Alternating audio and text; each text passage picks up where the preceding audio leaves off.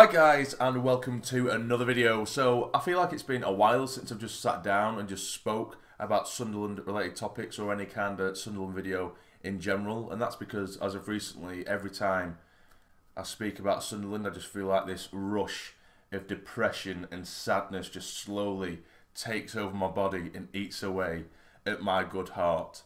Now that's probably a bit dramatic, not far off, but probably a little bit dramatic. You know what I'm saying, you know what I'm getting at. But today what I thought I'd do is basically go through our squad and go through players I think we should keep and who we should get rid of. And what I mean by this is not necessarily players who I believe that we are going to get rid of in January, because this is going to be an absolute bloodbath if that is the case, but basically players who I believe aren't good enough to be within a squad that should be going for promotion places in League One. So again, remember, this isn't a realistic video in terms of me thinking that we're going to get rid of all these players, because this isn't going to happen, because a lot of these players, well, there's basically a large percentage of this squad that I believe aren't good enough, and of course we're not going to get rid of every one of these players. That's not going to happen. Just basically who I think is good enough, essentially. Focus on that. Focus on the positives. We're all positive today, if you can be, somehow. So I've written down all the players that we do have. We've got a few players out on loan as well.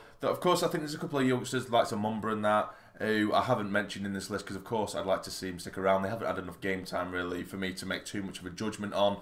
But we'll get straight into it, starting off with the goalkeepers. So we look at Lee Burge first of all, and I would keep him because I know he has come under a bit of scrutiny recently. I think it's more so because of his kicking ability, which isn't great. It's relatively inaccurate. It isn't fantastic. But in terms of a shot stopper, I don't think he's bad at all. I think he's actually quite good. I mean, all goalkeepers every now and then have a bit of a shocker, but I do think he's a decent goalkeeper. Again, he's come under a bit of scrutiny recently. I think his previous performance wasn't fantastic.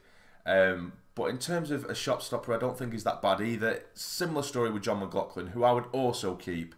He's had a terrible start to the season with us. His form has been absolutely piss poor in comparison to last season, where he was absolutely great and he saved our arses a million times over and over and over again. And, you know, he was saving our terrible defence time and time again last season. But this season, it seems to be him who's at the sort of forefront of most errors whenever he's on the pitch. But he still must have that in him. I don't know whether it's a confidence thing or what, but he must still have that in his locker. And I do believe that, you know, an on-form John McLaughlin is one of the best goalkeepers in this league. So I am going to say that I'd keep him. And I think those are two good goalkeepers to give each other enough competition in this league. But moving over to defence, where this is going to get a little bit nasty here. Now, Conor McLaughlin, for me, is one of the worst right-backs I've ever seen at this football club. And there's been some pretty bad ones, Mr. Pascal Chimbonda. But McLaughlin is terrible. He's absolutely terrible, unfortunately. Probably a lovely man, but absolutely terrible. He seems to have no... When he has the ball, he seems to have no control. He's almost like Bambi. He can't control the ball. Defensively, he runs around like a headless chicken. He's absolutely all over the place. He's just poor. I mean, you know, there's some defenders, particularly if you're a right back or a left back, there's some of them where you think, right, okay, maybe his defensive ability isn't great, but he makes up for it by bombing forward. But he can't do that either. I just don't see the point in having him around. He's only recently signed. He was on the free. I'd just get rid, personally. I think he's shit, to be honest. And I would move on to Luke O'Nien, who has recently been moved into a more of a midfield role, but we know him more as a right back at the minute, don't we? But Luke O'Nien I would keep, of course I would. I love the man. I just feel like is he the greatest footballer in the world? No, I don't think so. But he epitomises what Sunderland's all about, you know, giving 110% every single game. The passion he's got, he tracks back, he gets forward, and he can offer a little bit of everything. He's a great utility player to have. So for a team that are supposed to be going for, you know, the top two promotion places, I don't see why O'Nien couldn't be a part of that kind of squad, and that's why I'm going to keep him in this video. But on to Tom Flanagan, I would sell. I don't think he's good enough. I think he's just so prone to mistakes. His positioning defensively is garbage. And I'm going to link him in with Ozturk, who I do actually quite like. I do like Ozturk. I think he's a typical brick shithouse in terms of a League One centre-back. And he is that. He's just that, a League One quality centre-back for me, Ozturk. But is he good enough for a team going for promotion in League One? I don't think so. And I'm going to link those two together because with Flanagan and Ozturk, I don't think they're good enough for a team that are going to win League One. But if you look at the likes of Willis and Lynch, who I would keep both, and I say that because Willis and Lynch, we'll start with Willis. Willis has been having injections in his knee for God knows how long. His knee must be absolutely smashed to pieces. They're keeping him on injections when you've got the likes of Ozturk and Flanagan more than capable of coming in.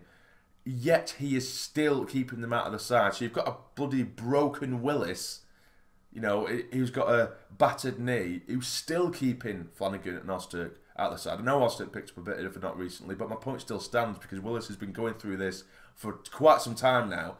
And Lynch, as of recently, has been having medication and what have you for his back. His back's in pieces as well, and he's still keeping the others out. Do you know what I mean? So it must be pretty desperate measures to try and keep Flanagan and the likes of Ozturk away from the defence because they are so error-prone. They're so prone to errors. So a crippled couple of centre-backs are still keeping them out of the side. So I think that says something. And when Willis and Lynch are fully fit, I do actually like them. I think Willis is brilliant for me. And he is, every now and then he gets caught out at the back, but his pace and his strength and generally does marshal the back very well. Lynch, usually I think he's okay. I do think he's all right. He's very strong. He has a little bit of pace about him as well at times anyway, depending on who he's up against, I guess. But you can really notice over the last couple of games that his injuries get into him. He seems to be sort of backing out of challenges a little bit, which is something I wouldn't usually associate with Lynch. But I think all in all, he is a very good League One centre-back, depending on who's around him as well. Now moving over to the left-back position, we have De Bock, who we've only seen him a handful of times because he is very injury-prone, and in the time that we have seen him on the pitch, he hasn't really impressed me, to be honest with you. I think the first couple of games, he seemed like a relatively solid left-back, but again, he doesn't really offer too much getting forward. Defensively, he can really let himself down. He isn't the quickest to deal with some of the pace or the pacier players that are in League One. So I would get rid of De Bock personally. Now, Denver Hume, I would definitely keep. And somehow, and this has actually been frustrating me for a bit now, somehow Denver Hume has been coming under a bit of, I don't know, a bit of criticism. And I don't know why. The young lad, right, don't get me wrong, he's a left back. Don't get me wrong, he isn't the greatest defensively. I 100% get that, and I'm with you on that one. But he has been literally our only attacking threat for probably the last 4, 5, 6 games. The only attacking threat from left back as well. So, because he's doing so much, he's the one who becomes the player that's under the spotlight, a bit too much, more than anyone else. So he's going to, of course, be up there asking for it, asking for the criticism because things aren't going our way. But for me, he's been one of our best players for weeks and weeks now. So for me, if he tightened up at the back and improved his defensive duties just a little bit more, he would become a very, very, very good left back for me, because I think going forward he takes the piss out of other League One teams at times. He just walks through them. He can cut inside. He can walk straight through the middle of teams. He can break down the left hand side. Of course, he needs help he needs help from whoever's playing on the left hand side in terms of midfield at the time. That's a McGeady, who seems to be really shit at making overlapping runs at the minute, but he needs help from whoever's our left midfielder at the time. But for me, I think he will grow to be a very, very good left back or a left wing back, or he might even be better off playing at left mid. Do you know what I mean? But yeah, if he did tighten up defensively, he would be a cracking left back for me. But one more centre back actually, Baldwin, who's currently out on loan at Salford, and I believe, from what I've heard anyway, he isn't actually getting games at Salford. I haven't actually checked that up. I should have looked it up. He still isn't getting games at Salford. But there was glimpses last season with Baldwin where I actually thought he was very, very good. There was glimpses of a very, very good centre-back there. He is slow. He is a bit, he's a bit leggy. He's another one prone to errors, but in terms of last-ditch challenges, I hadn't seen a better player in quite some time do that last season. He was so good at that. So for me, I would keep him. I would keep him. I believe that our centre backs, all we really need, if we did bring Baldwin back anyway, we need one really good centre back at the back. I think a lot of our problems do come from left and right back. A lot of our problems do come from there. I think we need one really good centre back, and I think the defence would be sorted. I think we do need another right back and maybe a left back to compete with Hume, because De Bock's just not the best, is he? But in terms of the centre defence, I do quite like the look of Willis and Lynch, especially when they're fully fit. But for me, Baldwin I would keep. I think it's just an okay play to have around, really. And I do believe that Baldwin is better than both Flanagan and Ozturk. I know that might cause a bit of shit in the comments, but that's just my opinion. But moving on to midfield, we do have Max Power, who I would keep. Only because I know that when his confidence is high and when he's ticking, he is a very good central midfielder. And I think he does have the potential and the ability to play in the Championship. I think he can be that good. But you can see when his confidence is down, he just plays the easy passes. But when this lad is ticking, he is very good at his forward passes, his vision, and he can score goals. We saw that in literally like the space of 2 or 3 weeks at sort of one point in the season. He was scoring screamer after screamer after screamer. And that is when he was really on top in terms of confidence. But then when he drops off, he's almost a shell. You know, he gets within his shell and he just passes the ball along easily. And he doesn't get involved in the play. And when he is getting involved in the play and when his confidence is high, he is a cracking central midfielder in my opinion. And it's just a case of trying to get that out of him a lot more, because at the minute he just seems to be shying away from it. But next up we have Maguire, who again I would keep. He is so inconsistent, which is very frustrating. But if he's played in the right role, I prefer to see him as a central attacking midfielder rather than on the wings. And again, if he's played within the right system and he's playing as sort of like a number 10 role, he is a very creative midfielder, and I think he can unlock defences for us. But out wide, I don't like him there. He slows the play down too much, and again, his general form is very inconsistent. But when we're talking about ability, can he do it? He can do it. So I'm going to say to keep Maguire. Now, Dylan McGeoch, I'm probably going to contradict myself here, because in many videos I've said that I think McGeoch is one of the best central midfielders we've got.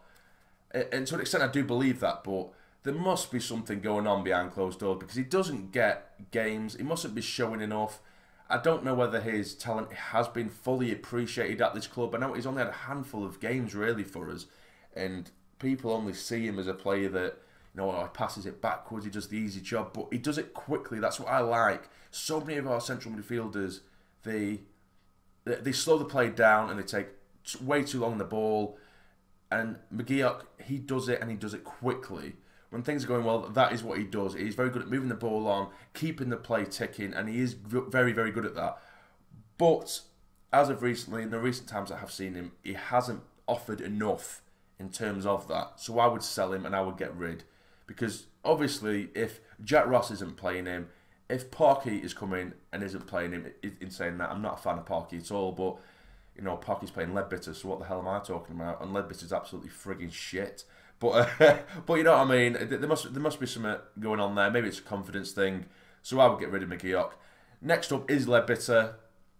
He's way past it for me. I don't think he ever should have been re-signed. It's a nice little nostalgic thought, and that's about as far as it goes. I don't believe he offers much whatsoever. I think there's so many better central midfielders out there that could fit the role in League One that are better than Grant Leadbitter. Again, I really like the lad.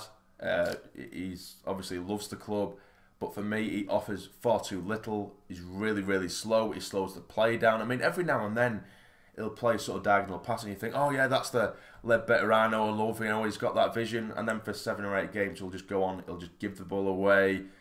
Opposition central midfielders are just running past him because he's an absolute piece of piss to get past, and it's just shit, unfortunately, right now. So I'll get rid of Grant Leadbitter. I don't think he's good enough at all. But next up we have Lyndon Gooch, who for me is too inconsistent, and he has been for far too long now. And I would sell. I would get rid. He had a brilliant start to last season. He's shown us little glimpses of what he could do. He was scoring goals for fun, getting assists.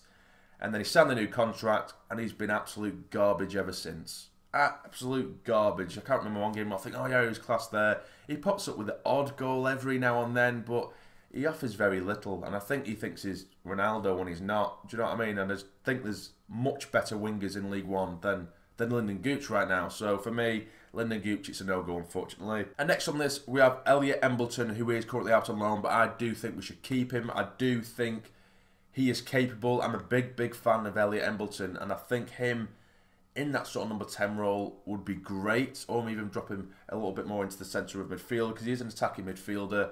He does have an attacking brain, and I have seen lots of Elliot Embleton, and I'm a big fan, and he can score goals as well.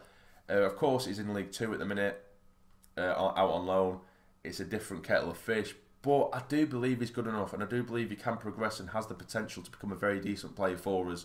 So like I say, I'm a fan of Embleton, and I would keep him. Next up is Dobson. Again, I would keep him. I do think he has the energy in midfield. I think him alongside someone else who could really control the midfield and really get the foot on the ball and bring us forward. He could partner up and with someone and make a really good partnership. I just don't think we have the players alongside him to fit his kind of his style. You know, he can get up, he can get down, and the energy and stamina that lad has it's phenomenal. And he puts a lot of effort in, and I don't think he's that bad in the ball as well. And he can cause problems for the opposition, but I don't know if that's the tactics or what have you from likes of Parkinson that, you know, really holds him back from showing off what he's capable of. I saw him a lot at Walsall, and he was brilliant there. And I know this is different, this isn't Walsall, but he was very good there. And I know what he is capable of, so I would keep him. And next up is another controversial one, and that is Aidan Bagidi.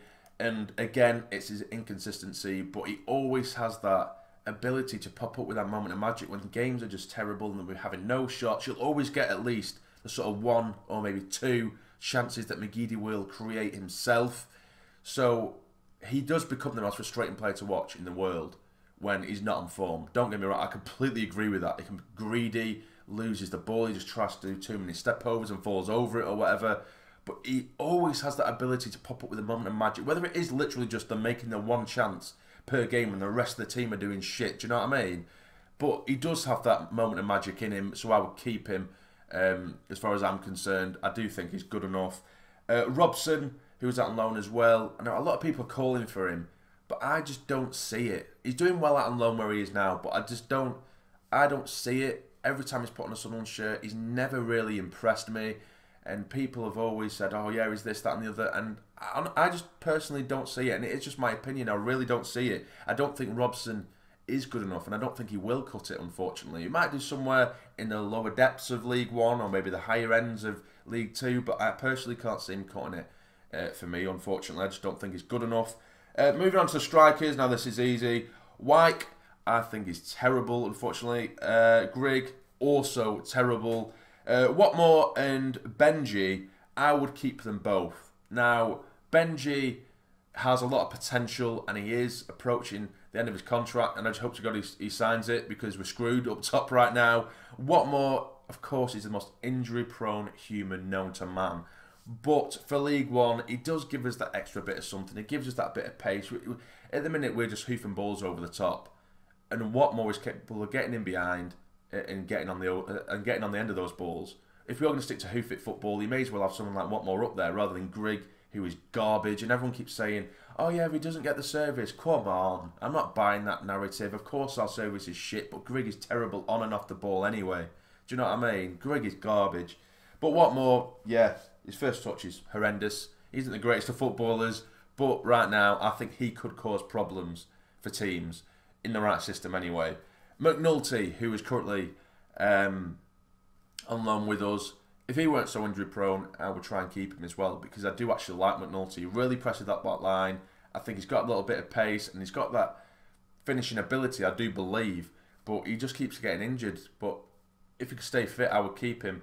But that is it, guys. That is all the players. So I hope you have enjoyed that. Now, you let me know in the comments down below who you would keep or who you would get rid of. And if you agree with me, of course, remember, guys, it is just my opinion. Some of those things I said, you might think I'm an absolute madman. I'm insane or something. But it is just my opinion. So, of course, you're entitled to your own. And let me know in the comments down below what you think as well. But if you have enjoyed this video, please hit the like button for me. It'd be massively, massively appreciated. And subscribe to the channel if you're not already to become a fully fledged member of the Sarny Army. But for now, you take care and stay jam.